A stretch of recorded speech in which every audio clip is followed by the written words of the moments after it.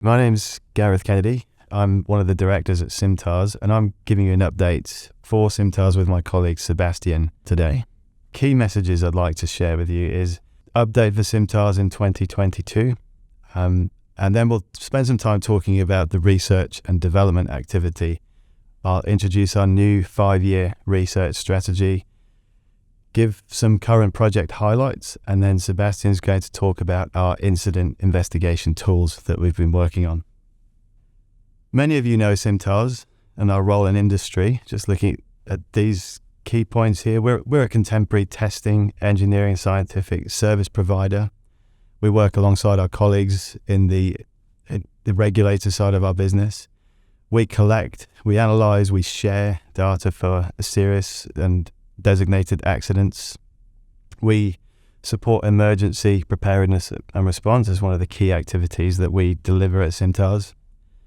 And we're involved in investigations or supporting investigations for fatalities or serious accidents. And something that's very important to us is learning from safety and health data. We have to share that with our stakeholders to improve that risk in industry. We sponsor and undertake research, which we're going to talk about. So Simtars update in numbers in 2022. We delivered 21,763 roadway dust samples, and that was all delivered through our office in Mackay. We carried out 5,970 hygiene samples. We undertook 1,420 support hours. That is our CAM gas and safe gas, mine gas monitoring system that many of you are familiar with in the coal industry. We undertook 1,319 calibrations and 196 repairs. And our team involved in the 3D scan team call-out that Sebastian's going to talk about spent 187 hours supporting our colleagues in the Inspectorate. We conducted 64 external audits, and we delivered 28 courses to industry with 704 participants. So I'll move on to the research and development. We've been busy working with our Research Advisory Committee to develop a new 5-year strategic plan. And the top 5 priorities we've identified are: number 1, emergency preparedness and response. That's absolutely core to Simtars' original obligations and hasn't changed since our inception. It's a big service that we provide, and we'll continue to deliver research in that area. The second one, technology to operations and practice. So we all like to play with new technology, but we're looking to see what technology can improve health and safety systems and then turn that into an operation or a practice. Our third priority, health and safety priority issues as nominated by the industry or regulator. And we often do this. These are responsive activity that we get involved in. If it's a key issue of that particular year that we're doing research activity, that will always drive some of our research. But we want to look a bit longer, not just the 5-year horizon. So our fourth one is that foresight and intelligence. So industry is already looking at what does that 2050 horizon look like. And certainly from a research organization, we're keen to look at that 2050 transition, the effect of climate change and new technologies that we're seeing, and how that is in a global environment, and really utilizing the government connections that we have being a government agency. And the fifth one, a step change in organizational health and safety systems. Okay, I'd like to move on to talk about some of our project work. So mine gas monitoring is a key focus area for us, and that is absolutely relates to our emergency response and preparedness. A key focus area is early detection for spontaneous combustion. We are about to release our Safe Gas version 5, so we're busy developing that at this moment in time. Another area is developing an automated leak detection system, and a topic for us is actually gas detector accuracy. So really challenging the measurement accuracy of gas detectors, gas analyzers that are utilized in industry. So a bit of information on Safe Gas version 5. Those of you working in the coal mining industry are very familiar with this system.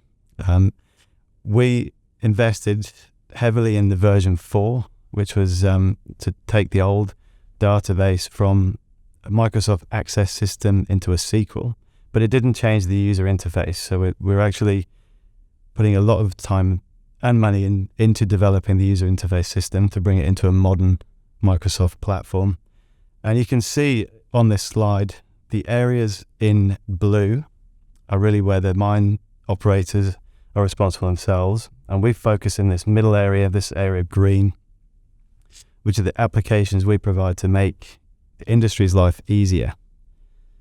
So Safe Gas is a system that supports decision making, and that would be key personnel at a mine site, a ventilation officer, a control room systems operator, and help them make decisions when they're monitoring key gases to keep the mine safe.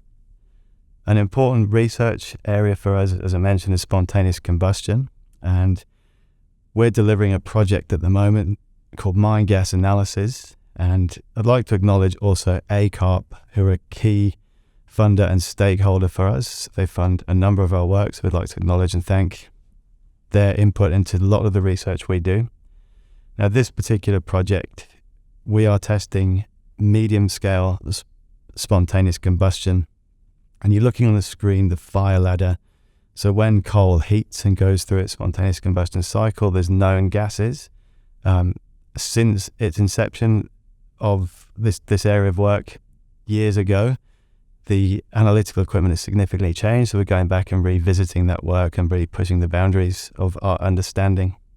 Another research project that we recently completed is ethylene from wood, again ACARP funded, and this was the hypothesis that the presence of ethylene, which is an indicator for a certain temperature of gas, you'll see on the previous slide where there's the fire ladder, and the hypothesis was that the presence of ethylene was there because of wood.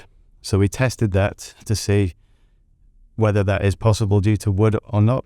And the summary of this research project is it is possible, but only with green wood. So you can see on the graph there, if we have green wood that is from tree to sawmill to mine, within 9 days, yes, you will see the presence of ethylene, quite a significant amount.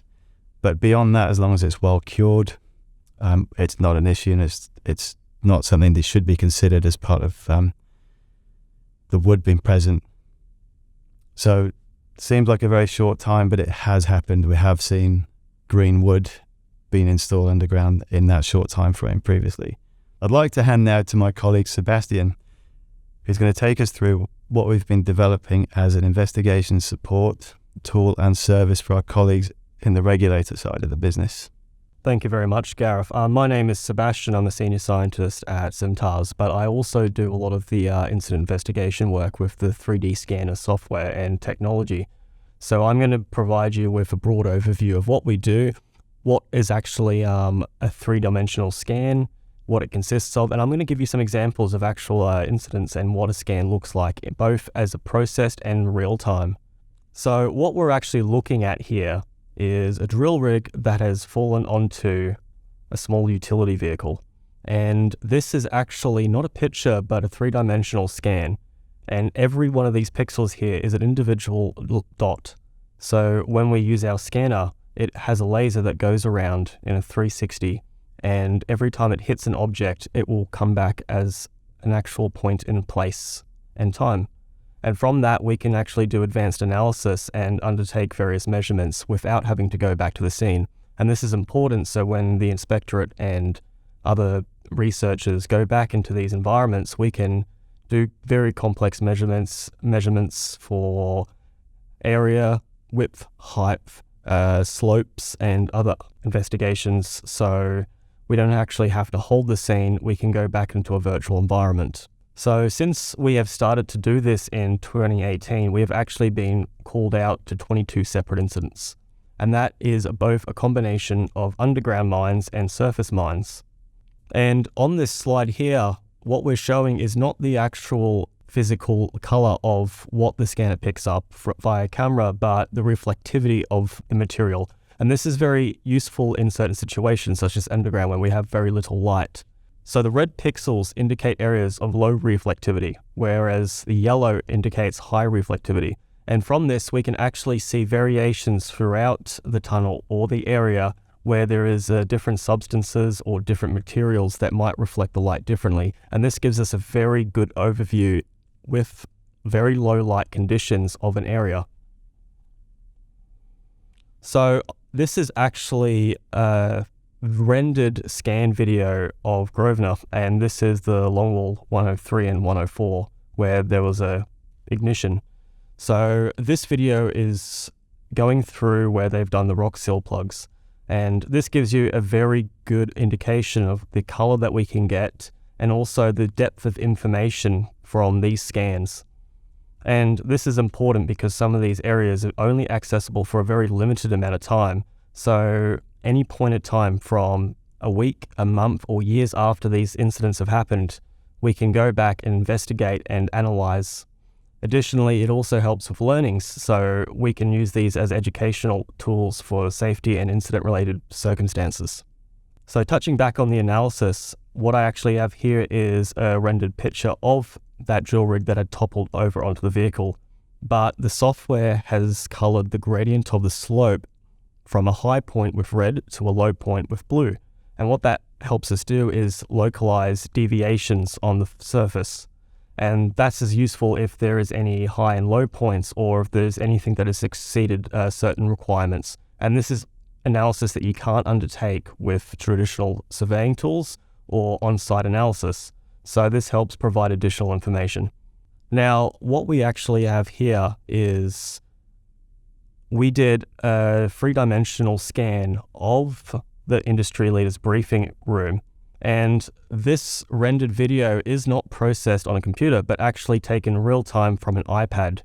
So even as we're scanning, we can get real useful information and data and provide that to inspectors to help with their investigation in real time. And this has been a key step up in technology for us, as only approximately 4 to 5 months ago, we've gotten new scanner software and the tools to do this real-time analysis. So key advantages that we have, it's a rapid capture of an incident. We're not holding up, we're not holding the scene for days at a time. We can get in there and take these scans within a few hours. Additionally, the investigators can revisit these virtual scenes at any point in time in the future. As a benefit for this, these incident sites can be released quicker as long as the scans that we capture are a representation of what has actually happened. In the future, we would like to look at virtual reality, so putting these scenes that we capture into three-dimensional and using virtual reality software or hardware to allow investigators or anyone really for training to revisit these scenes in person almost. And we're also looking at the rapid growing technology within the sector. As these sensors get miniaturized, we can look at using smaller and more portable instruments. If there is any additional information that you require, please don't hesitate and get in touch with us, and we will be happy to help.